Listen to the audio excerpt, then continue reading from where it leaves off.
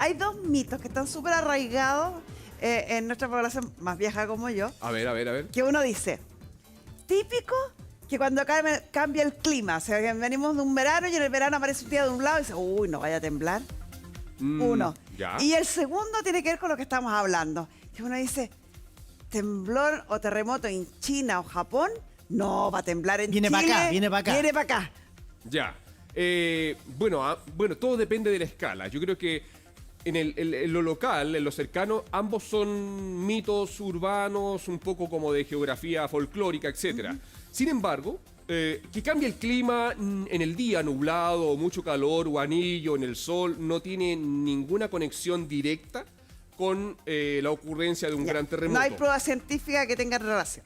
Directa no, pero sí se ha detectado a veces, no siempre, que previo a grandes terremotos, la superficie, la temperatura superficial de ciertas áreas cambia. Y eso se puede detectar, por ejemplo, con sensores, con satélites, etcétera, pero no siempre es así. Por lo tanto, es una metodología que se mira con atención, pero no es una forma, una técnica que nos permita anticipar. Respecto a un terremoto en Japón o en China y uno en Chile, la verdad es que si lo miramos desde lejos, el planeta Tierra, que es pequeñito, ciertamente con sus 12.000 y tantos kilómetros de diámetro, etcétera, todo está interconectado. Las placas, todas se topetan, se tocan entre ellas, pero si lo miramos de cerca, son eventos independientes. No hay ninguna conexión. Y por lo tanto, esos mitos que tú planteas deberían haber estado resueltos hace muchísimo tiempo. Y no lo están porque claramente tenemos un vacío importante en temas de educación. Y eso implica el cómo se forma a quienes enseñan estas materias y cómo transversalmente, desde la prebásica hasta la educación superior y las técnicas y todo lo que exista, estos temas atraviesan los contenidos, sean de las humanidades, sean de las ciencias sociales, para convivir con ello. En Japón esto es parte del ADN, es muy transversal. Pero esto que estabas hablando Y es por eso de esas conductas de autocuidado. Si ustedes miran las imágenes, las conductas de las personas, fíjense las imágenes, rápidamente se protegen la cabeza, se acercan a las vigas estructurales, Se meten se van debajo al de la mesa. suelo. En la práctica no vemos gente despavorida, corriendo. Que puede pasar, que nadie dice que esto sea el paraíso, un terremoto, pero en la práctica una cultura sísmica más allá, porque Japón no tiene un copete que se llama terremoto. Es un tema serio, es un tema serio.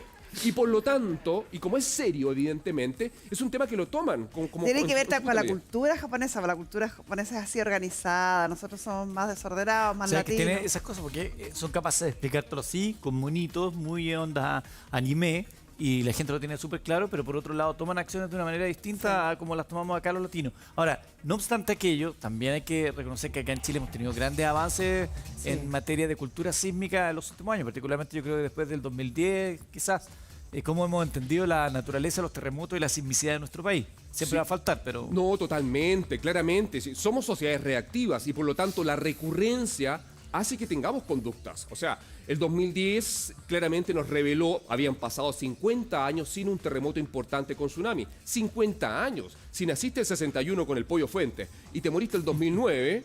Claro, nunca no he visto viviste. un terremoto con tsunami grande de subducción en las costas de Chile y por lo tanto no existen. Por lo tanto, ese 2010, ese 27 de febrero, puso en tensión un hecho que recurrentemente ha marcado la historia y la prehistoria de Chile, pero Voy a hasta un ese día tercer nadie lo mito. había visto. Voy a un tercer A mito, ver, tercer mito. entonces. Tercer mito. Ya han pasado 10 años, tiene que venir un terremoto grande. En este caso han pasado 23. ¿Cuánto? ¿Dónde? 13. 13. Ah, Estamos 2010 pasando acá. del 2010 al ya 14. Estamos en 2024. Ya, pero sí, no, eso... No, es que depende. Ay, ¿sí o no, po? No, es que depende, porque la Sí, pregunta, no. porque Chile es largo, Chile tiene segmentos. Ya. El 2010 fue ayer y para que se acumulen, las placas se mueven, las placas tienen movimiento, ¿cierto? Crecen, se mueven a la velocidad de mis uñas, que son uñas que crecen rápido. Promedio 5 centímetros por año, 6.5 centímetros por Siempre año. está en movimiento, todas las placas. En este caso, la zona de subducción frente a Chile, ¿cierto? Frente a las costas de Chile y por lo tanto la placa de Nazca interactúa con la placa sudamericana y hay una convergencia, ¿cierto? En un año, dejémoslo en simple, 6 centímetros. Ok, número redondo, 10 centímetros, que es mucho, ya es rápido. Pero eso no se percibe. Pero no, porque ese deslizamiento se acumula, no ocurre. En rigor, se mueven 10 centímetros una versus la otra, pero en la práctica se va acumulando 10 centímetros. En 100 años tenemos esos 10 centímetros multiplicados por 100 nos da un número de metros sustantivos. Para que haya un terremoto grande tiene que pasar mucho tiempo. mucho tiempo y porque tienen que acumularse un deslizamiento. En la práctica no es que pasen 10 años. Generalmente promedio depende del evento, 100 años, pero esos 10 años depende, porque puede ser, no es lo mismo lo que pasó en Maule 2010 Sí. que lo que estamos esperando hoy día en las costas de Taltal, que en Taltal ya sí han pasado más de 100 años desde el terremoto de 1922 y allí sí que es altamente probable que ocurra un evento. O la zona central de Chile, donde hay eventos distintos. El del 85, que probablemente lo sentiste, fue Sí. un dulce, grande, intenso, magnitud 8. Sin embargo, han ocurrido eventos más grandes en el pasado, como el de 1730, del cual ya han pasado 3 siglos. Entonces, no es un tema de 10 años, de 5 o de 100. Depende el tipo de evento, grande, 8, gigante, 9, y depende el segmento, la zona de Chile, el norte, el centro, más fueron- allá, O etc. sea, nunca No fueron vamos... 30 años, como decía. No fueron 30. O sea, debiéramos sacarnos de la cabeza eso que no, cada 10 años hay un terremoto grande en Chile.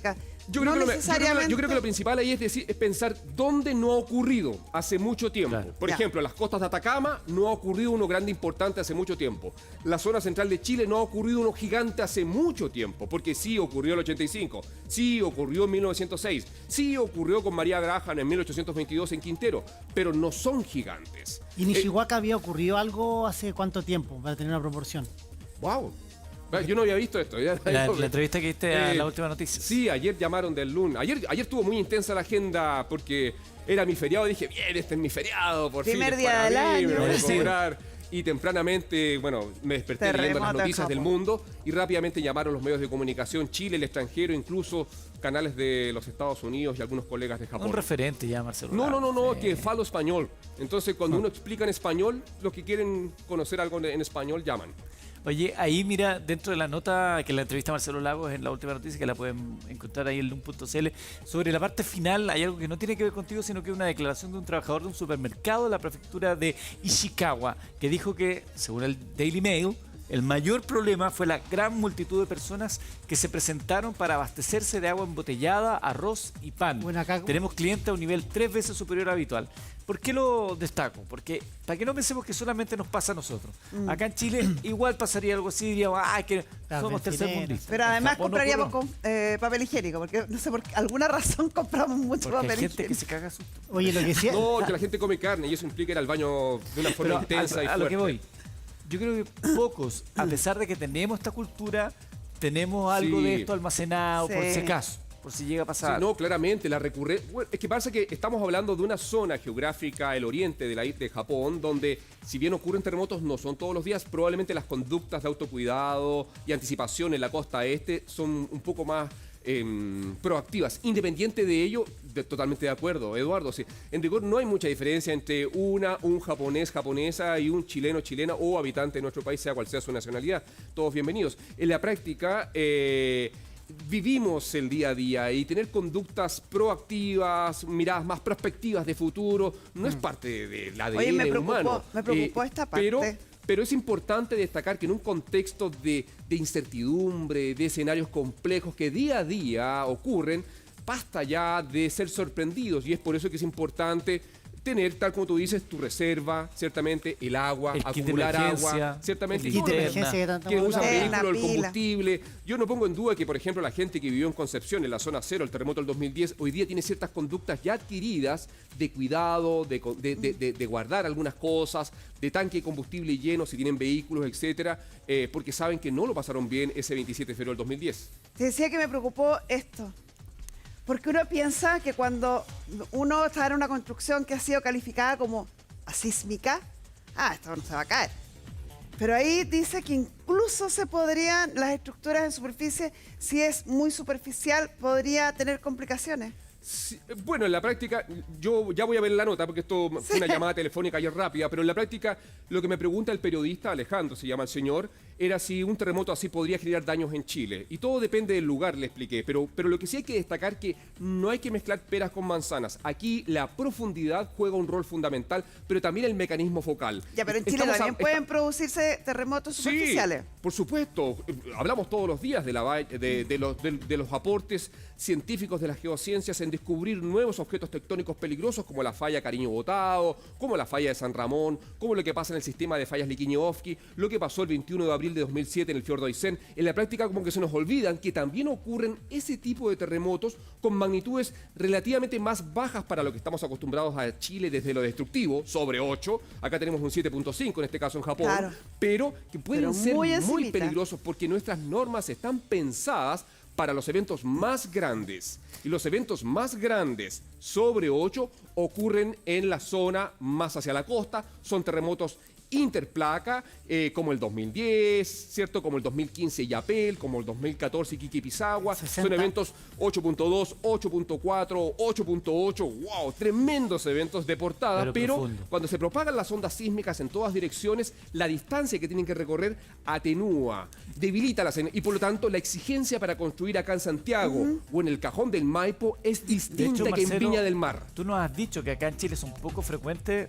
han ocurrido, pero los terremotos a baja profundidad son poco frecuentes. Quizás la excepción, las Melosas del año 58. Claro. Estoy leyendo ahí, por eso hago... Ah, ya sé como que se lo sí, sabe. es un clásico. Es que eso es importante porque como son poco recurrentes, no han sido incorporados ese tipo de terremotos, el superficial o cortical, de forma efectiva en la norma. Y es por eso que podría ciertamente ciertas estructuras sometidas a esfuerzos de estas características, terremotos superficiales, en este caso con mecanismos focales de fallas inversas, podrían ser peligrosísimos, incluso peor si llega a superficie, que es lo que se ha detectado, por ejemplo, con Falla de San Ramón, donde excavaciones y trabajo científico detallado, principalmente liderado por científicos de la Universidad de Chile, han revelado de que las rupturas han llegado incluso a superficie. Y eso evidentemente lo hace mucho más peligroso porque implica un impacto sustantivo en infraestructura, en caminos, en tuberías, en infraestructura crítica, etc. Se Quiero rajan que- los caminos, que es la típica imagen, ¿no? Y lo que estamos aprendiendo contigo es un golpe al ego también, ¿ah? Porque a veces los chilenos decimos, mira la escoba que quedó en ese país con un terremoto grado 5, grado 6, en Chile con un 8, sobre 8 recién pasa algo. Y hay un dato ahí que estamos pasando por alto, que es esto que dices tú, la profundidad.